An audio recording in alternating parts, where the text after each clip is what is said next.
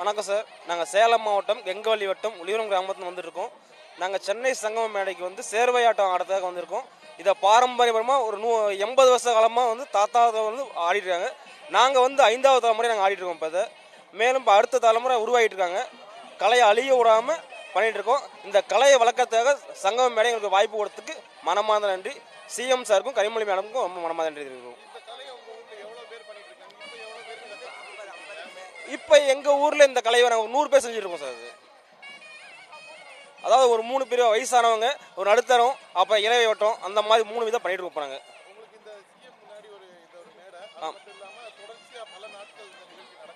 ஆமாம்,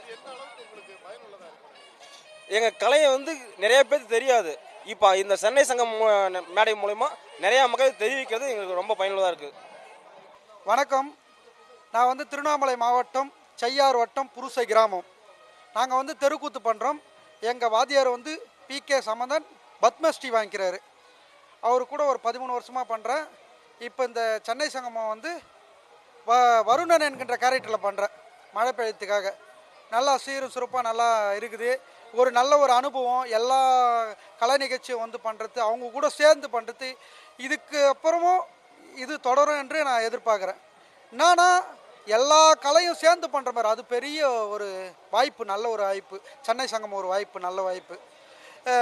எல்லா கிராம கலையும், கூத்து, பரதநாட்டியம், பறையாட்டம், பெரிய மலம் எல்லாமே சேர்ந்து பண்ணுறது எங்களுக்கு பெரிய மகிழ்ச்சியாக இருக்குது. நன்றி.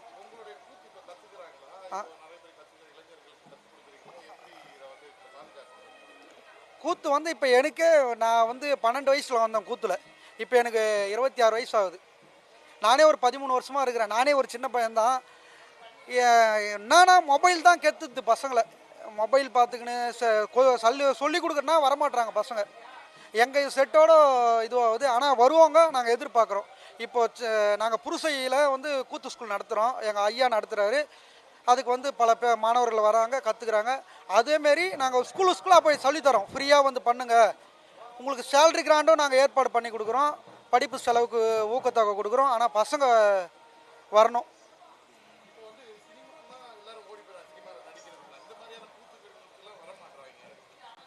அதுதான் நான் எல்லாம் மொபைல் தான் காரணமே.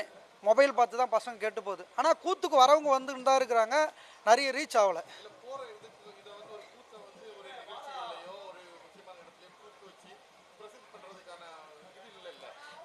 இல்லை நாங்கள் போயிட்டு பண்ணாத இடம் கிடையாது. நாங்கள் சிங்கப்பூர், ஸ்வீடன், ஃப்ரான்ஸு, டெல்லி எல்லா இடத்துக்கும் போய்க்கிறோம். பல மாநிலங்களும் பல ஸ்டேட்டு எல்லா இடத்துக்கும் போய்கின்னு இருக்கிறோம்.